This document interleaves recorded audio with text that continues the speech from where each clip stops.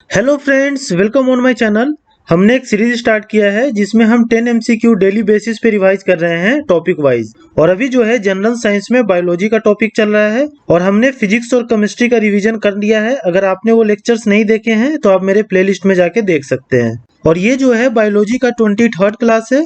तो अभी तक हमने 220 मोस्ट इंपोर्टेंट क्वेश्चंस बायोलॉजी के कर लिए हैं। और अगर आपने ये भी वीडियोस नहीं देखे हैं तो मेरे प्लेलिस्ट में जाके इसे भी देख सकते हैं।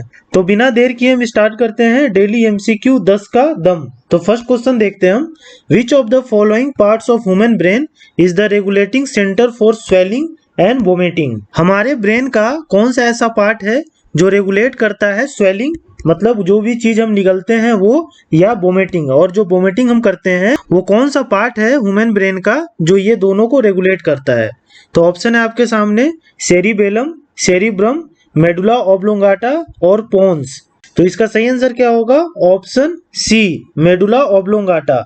मेडुला ऑब्लोंगाटा जो है पार्ट ऑफ द ब्रेन है जो रेगुलेट करता है स्वेलिंग, मतलब जो भी चीज हम निगलते हैं, और वोमिटिंग, जो वोमिटिंग हम करते हैं। और जो है मेडुला ऑब्लोंगाटा हमारे रेस्पिरेशन, जो हम सांस लेते हैं, अपना हार्ट का जो कंट्रोल है, कफिंग जो खांसते हैं, और स्नीजिंग जो हम छींकते हैं, ये सारे चीजों को कौन कंट्रोल करता है? ये मेडुला ऑब्लोंगाटा ही कंट्रोल करता है। तो आप ये सभी चीजों को ध्यान रखिएगा। क्वेश्चन कुछ भी पूछा जा सकता है।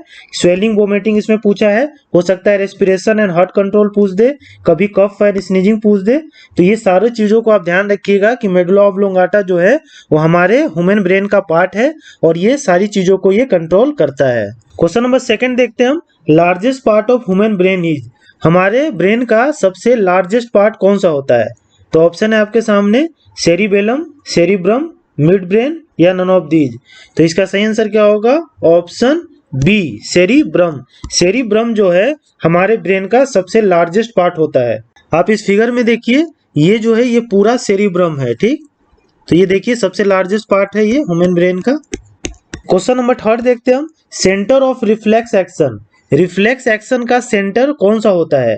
रिफ्लेक्स एक्शन का मतलब क्या होता है कि मान लीजिए आपका हाथ जल जाता है तो आप क्या करते हैं? एकाएक हाथ को पीछे की ओर खींचते हैं, ठीक। तो वही रिफ्लेक्स एक्शन है। जैसे आपको स्नीजिंग आता है, आप छींकते हैं, तो ये सब क्या है? रिफ्लेक्स एक्शन है। तो इसका सेंटर कहाँ है? तो ऑप्शन है आपके सामने सेरिब्रम, सेरिबेलम, स्पाइनल कॉर्ड और नर्व सेल। तो इसका सही आंसर क्या होगा? Option C, spinal cord. Spinal cord जो होता है वो सेंटर है रिफ्लेक्स एक्शन का। जैसे ही आप किसी गर्म चीज को छूते हैं तो क्या होता है कि इससे जो है एक मैसेज जाता है स्पाइनल कॉर्ड होते हुए, और ब्रेन को ये बताता है कि ये चीज जो है गर्म है। तब आपका जो है वो रिफ्लेक्स एक्शन होता है, मतलब आप हाथ को पीछे की ओर खींचते हैं।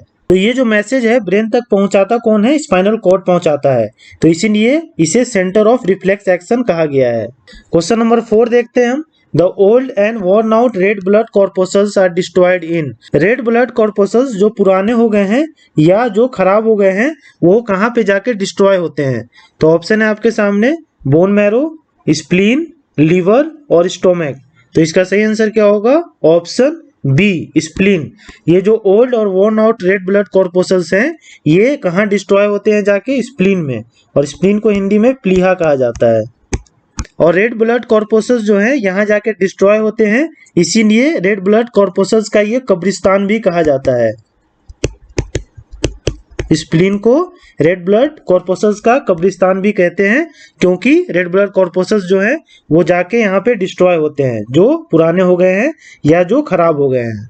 क्वेश्चन नंबर 5 देखते हैं हम। The largest white blood corpuscles is? White blood corpuscles में WBC में सबसे लार्जेस्ट कौन सा होता है? तो ऑप्शन है आपके सामने लाइम्फोसाइट, मोनोसाइट, थ्रोम्बोसाइट और नन ऑफ दीज। तो इसका सही आंसर क्या होगा? Option B, monocyte. मोनोसाइट जो है वो WBC यानी कि व्हाइट ब्लड कॉर्पोसल्स में सबसे बड़ा होता है, ये ध्यान रखिएगा। और लिम्फोसाइट जो है वो क्या होता है? सबसे छोटा होता है, सबसे स्मॉलेस्ट होता है।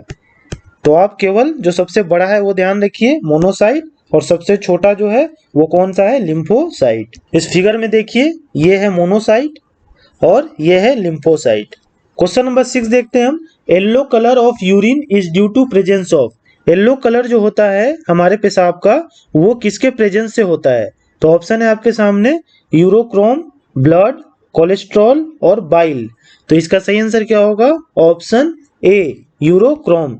यूरोक्रोम की वजह से जो है यूरिन का कलर येलो होता है और यूरोक्रोम को यूरोबिलिन भी कहते हैं।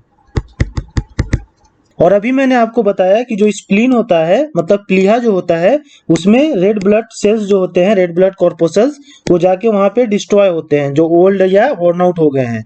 और जब वो डिस्ट्रॉय होते हैं तो एक बायोकेमिकल वेस्ट जो है वो बनता है और वही है क्या, यूरोक्रोम या यूरोबिलिन। ठीक, और इसी के कारण जो है हमारा येलो कलर होता है यूरिन का। आपने नोटिस किया होगा कि जब आप पानी कम पीते हैं तो आपके यूरिन का कलर येलो होता है, जब आप पानी ज्यादा पीने लगते हैं तो आपका जो है कलर व्हाइट होने लगता है यूरिन का, क्योंकि ये काफी डाइल्यूट हो जाता है urochrome.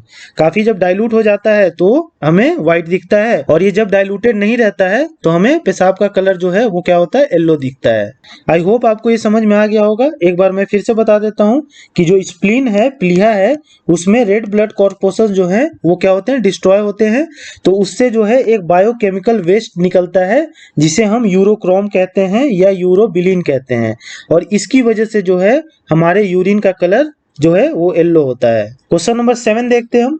Nephron is related with, nephron जो है वो किससे रिलेटेड है? तो ऑप्शन है आपके सामने लीवर, हार्ट, किडनी और स्टोमक। तो इसका सही आंसर क्या होगा? ऑप्शन सी, किडनी। नेफ्रॉन जो है वो किडनी से रिलेटेड है। और नेफ्रॉन का काम क्या होता है कि ये ब्लड को फिल्टर करता है। ठीक, और ये जो है वेस्ट जो होते हैं ब्लड्स में उसको क्या करता है, रिमूव करता है। और वेस्ट को बाहर कैसे निकालता है? तो यूरिन से। ठीक, हमारे यूरिन से वेस्ट जो है बॉडी का वो बाहर आता है। क्वेश्चन नंबर 8 देखते हैं हम। स्वेटिंग इज इम्पोर्टेंट फॉर, पसीना आना किस लिए महत्वपूर्ण है? तो ऑप्शन है आपके सामने इंप्रूवमेंट ऑफ नॉर्मल हेल्थ, मतलब नॉर्मल हेल्थ को इंप्रूव करने के लिए। बी है to open the pore of the skin, यानी कि स्किन में जो छिद्र होते हैं उसको खोलने के लिए। सी है to control the temperature of the body, body temperature को कंट्रोल करने के लिए। या डी है नन ऑफ दीज। तो इसका सही आंसर क्या होगा? Option C, to control the temperature of the body, body के टेम्परेचर को कंट्रोल करने के लिए स्वेटिंग जो है काफी इंपॉर्टेंट है। जब आप एक्सरसाइज करते हैं तो क्या होता है, आपका बॉडी काफी हीट हो जाता है, तब स्वेटिंग आती है। और स्वेटिंग जब एवोपोरेट होता है तो वो कूलिंग इफेक्ट देता है, मतलब आपके बॉडी टेम्परेचर को कूल डाउन करता है उससे। ठीक, इसलिए स्वेटिंग काफी ज्यादा इंपॉर्टेंट है। क्वेश्चन नंबर 9 देखते हैं हम। The major chemical compound found in human kidney stone is, हमारे किडनी में जो स्टोन होता है उसमें कौन सा ऐसा केमिकल कंपाउंड है, मतलब रासायनिक कंपाउंड है जो सबसे ज्यादा पाया जाता है? तो ऑप्शन है आपके सामने calcium sulphate, calcium carbonate, calcium oxalate और यूरिया। तो इसका सही आंसर क्या होगा? Option C, calcium oxalate. Calcium oxalate जो है वो मेजर केमिकल कंपाउंड है जो हमारे किडनी स्टोन में पाया जाता है। और कैल्शियम ऑक्सलेट का केमिकल फॉर्मूला क्या होता है? तो CaC2O4 होता है। तो इसको ध्यान रखिएगा, हो सकता है एग्जाम में आपको कैल्शियम ऑक्सलेट न लिख के ये केमिकल फॉर्मूला ही दे दे, तो इसको आप ध्यान रखिएगा। क्वेश्चन नंबर 10 देखते हैं हम। In the human body which of the following organ is responsible for water balance, हमारे बॉडी में वाटर बैलेंस करने के लिए कौन सा ऑर्गन जो है वो रिस्पॉन्सिबल है? तो ऑप्शन है आपके सामने किडनी, लंग्स, हार्ट और लीवर। तो इसका सही आंसर क्या होगा? Option A, kidney. किडनी जो है हमारे बॉडी में वाटर बैलेंस करने के लिए एक रिस्पॉन्सिबल ऑर्गन है। और किडनी के अलावा हमारा जो ब्रेन है और एड्रिनल ग्लैंड है, ये जो है वाटर बैलेंस करने में हेल्प करता है। और एक चीज आपको ये पता होगा कि हमारा बॉडी जो है लगभग 70% वाटर का बना हुआ है, और हमें लगभग 8 ग्लास वाटर पर डे पीना चाहिए। तो होप आपके सारे क्वेश्चंस क्लियर हो गए होंगे। सो मिलते हैं नेक्स्ट वीडियो में 10 नए MCQ के साथ। और अगर आपको ये सीरीज पसंद आ रही है तो please like, share and subscribe to my channel. Thank you.